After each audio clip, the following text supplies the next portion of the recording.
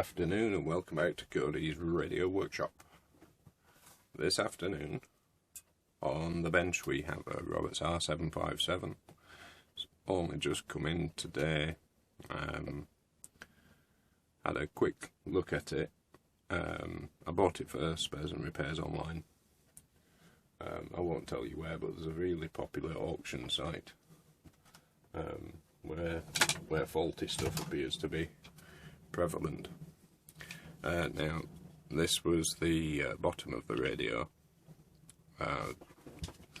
Not sure quite what they are, but they're felted. But anyway, the bottom of it was already broken. When I lifted the radio up after taking it out of the packet, the bottom just fell off. So the bottom of it will need replacing. I've several spares of those anyway. But anyway, yeah, the Roberts R757 3-band radio. What I do like about this is it still has the Peely label over the dial face, which I'm not going to remove, because obviously underneath there the dial will be pristine. If you do hear some noise in the background, I've got my my scanner scanning the aircraft frequencies at the moment. Just my little bit of company while I'm sat at the bench. So let's take this one to pieces and find out why it's not working. A sharp tap on both sides of the handle.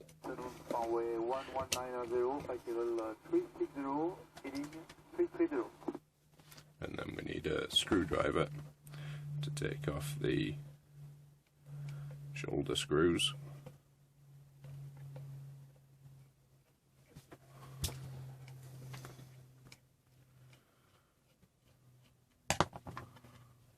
Obviously one at the other side as well, and that releases the actual radio from the case.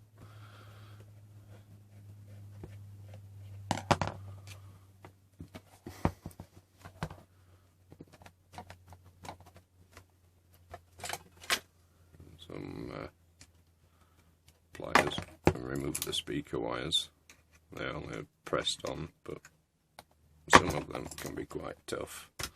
And we also need to remove the aerial wire too. Obviously, and the aerial. Not playing with that screwdriver. I'll pick a different colour of Wera driver.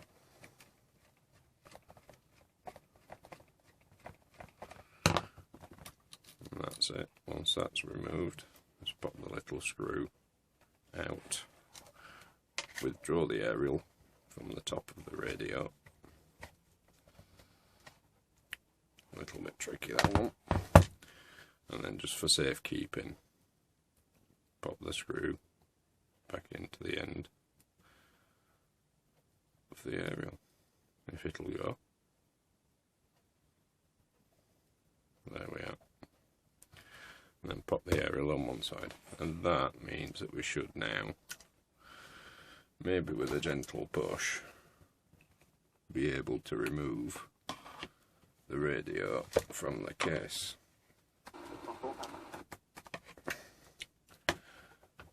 Unless it's been glued in. These things are sent to triers.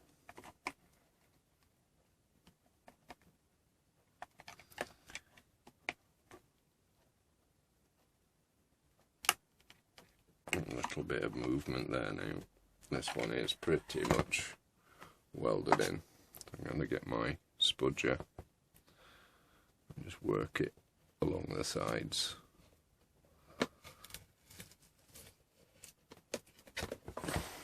I don't think it has been glued in, it's just years worth of skin and debris that's got in there and just fixed itself in.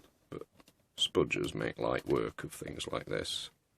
Just a really thin blade, available online and from popular online sellers beginning with A and ending in Amazon.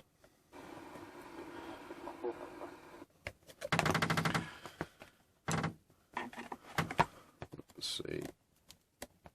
Yeah, we're getting there. There's a little bit more movement now.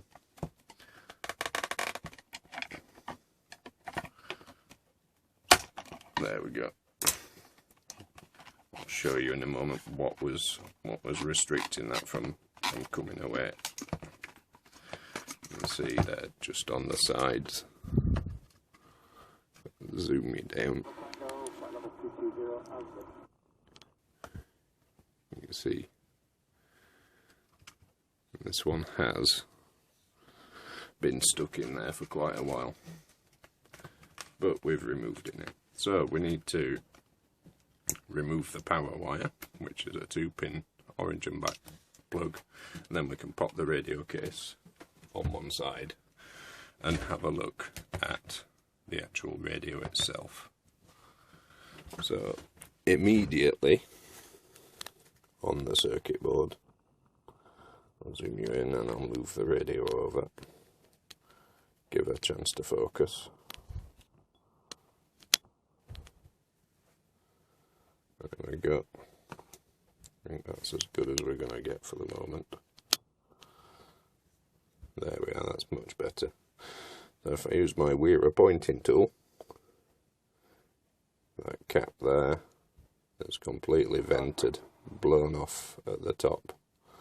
Altogether that's 1000 UF, 16 volt cap. The one at the front, the smaller one, is a 470 UF. And that looks like it's got a 10 volt one in, which isn't actually the correct value for the radio. This one, that one appears to be okay and flat, but we're going to take those out, replace them, power the radio up again, and see if we have any joy. So I get the soldering tools out, power us up. I'll be back in a moment when we're ready to remove that cap. Right, we're ready to go. So I need to remove that big cap at the back.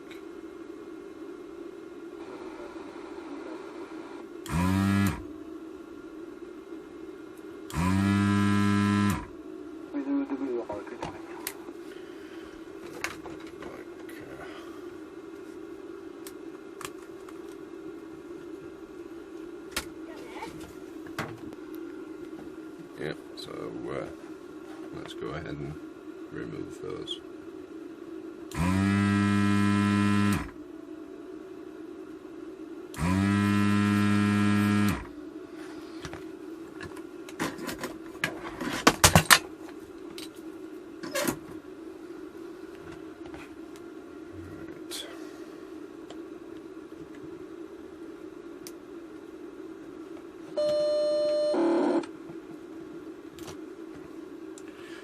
Like pulling a tooth. See if you can see on there how that has vented. It's completely blown out of the top. That is the 1000, and we're going to replace that with another 1000 at 16 volts.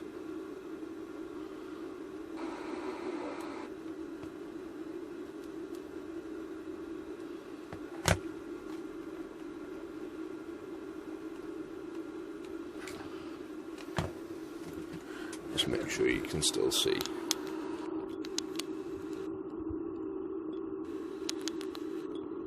We should be good there.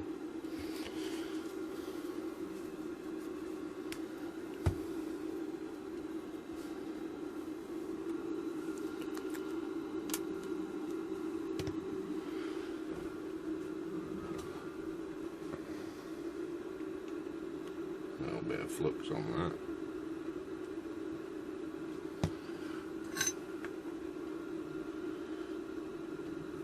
Life a little bit easier.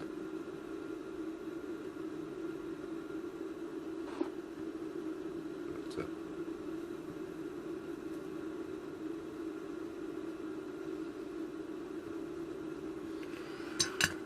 now, what I tend to do now is power test it before I go any further, because the actual audio chip might, by some minor miracle, still be okay. So I'll connect the power back up and then wire up a temporary speaker.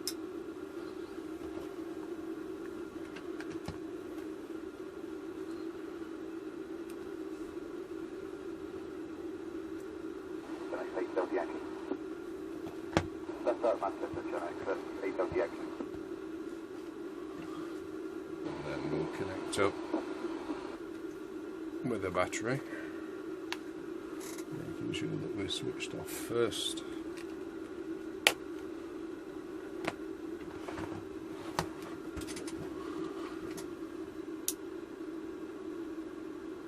Nope, still no power. So we'll remove all the temporary fixtures again.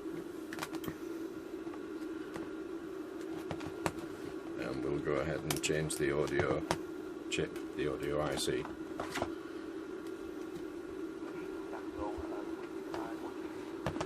And the audio IC is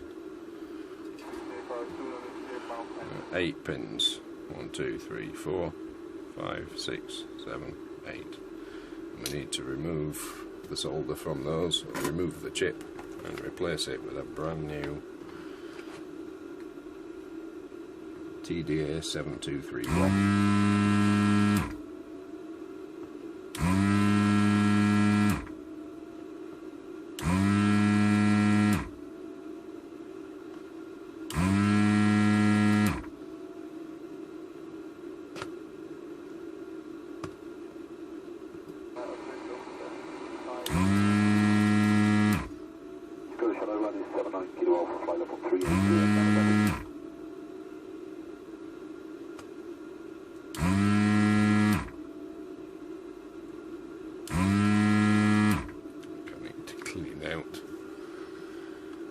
The desolderer. One moment.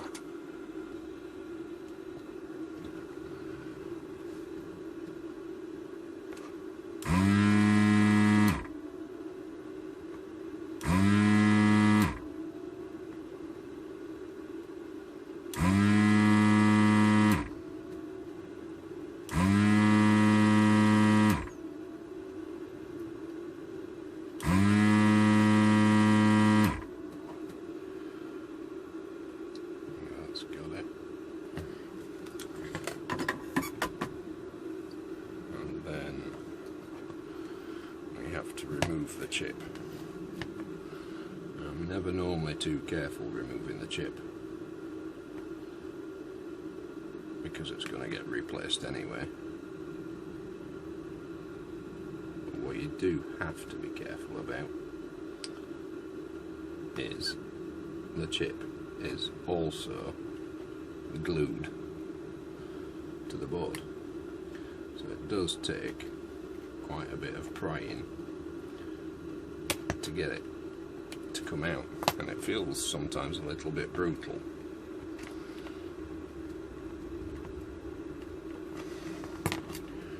We might just be holding on to one solder like that.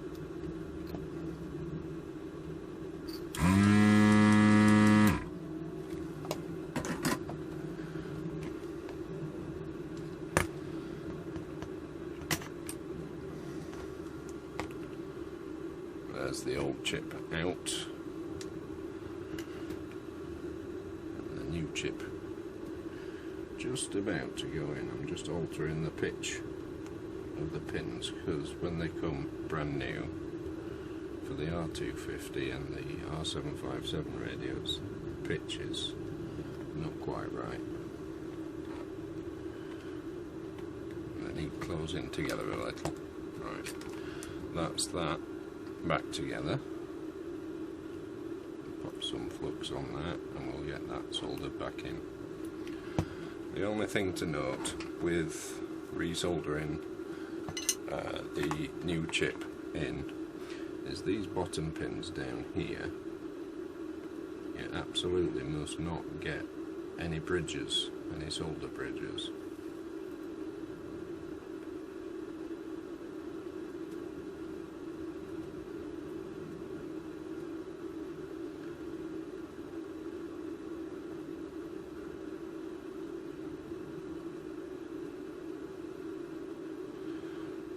these top four here, if you do get some solder bridges on these ones, it's not such a biggie, because these are all earth.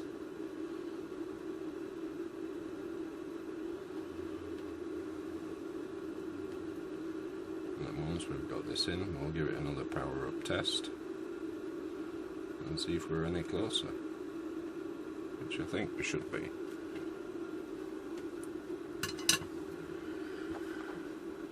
So let's get the gubbins back together.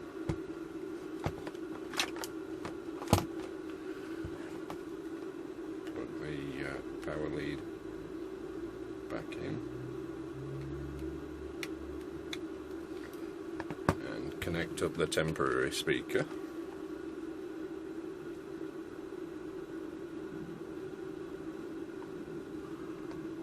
And let's have a London, who disappeared from the resort of the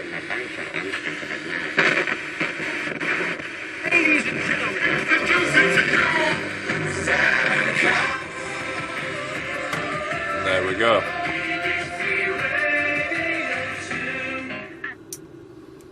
All sorted. So it was the audio IC and the 1000 UF capacitor that were both faulty and needed replacing. It's not a long job to do. Don't know how long the video's been going now, but that's how long it's taken. Let's just have a quick look. 17 minutes. 17 minutes is pretty good by any stretch for fixing one of these. And obviously I'm doing it by video as well, and that slows things down a little bit. So it is quite a quick job to do, as long as you've got the right parts in and you know what you're doing. Knowing what you're doing always helps. So we'll pop this back into its case.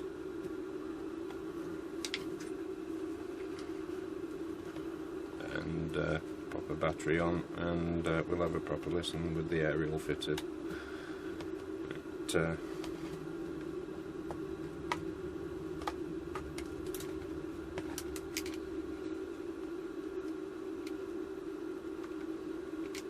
Make sure I get all of the wires back into the case.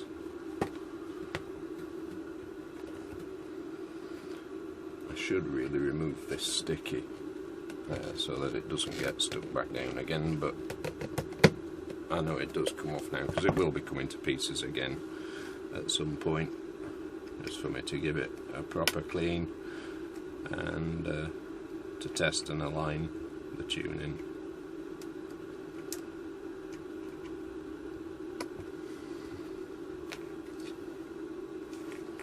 Let's pop the aerial back in.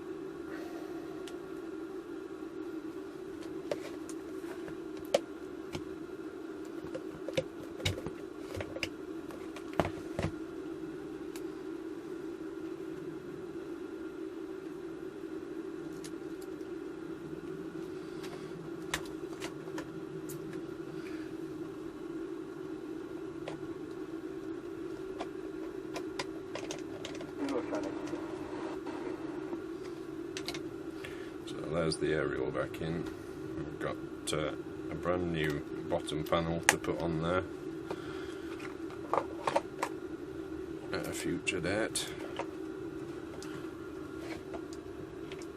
In fact, I might even do it a little bit later today. I've got several of them, so just putting the shoulder screws back in, and one on the other side. Pop the handle back on.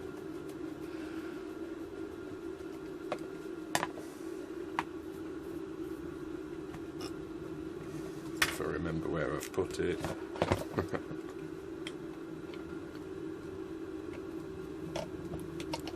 A sharp pull up on each side.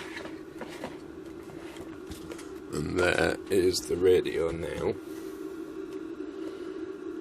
Done. As you can see on here, these aren't imperfections on the dial. This is that protective film that you would normally remove after you receive it, you know, from buying it new, but somebody's left it on there, and I don't think that's such a bad thing.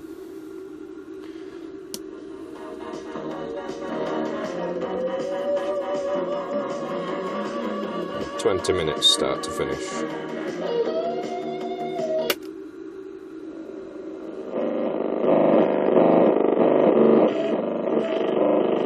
Lots of interference from the equipment in the workshop. I'll just minimise that.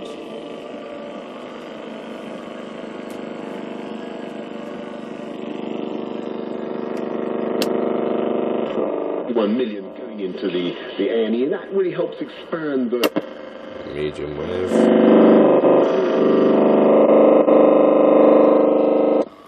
we go.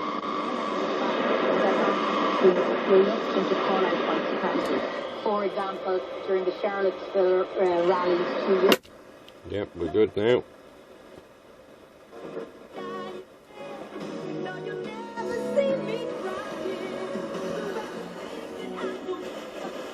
From the year 2000.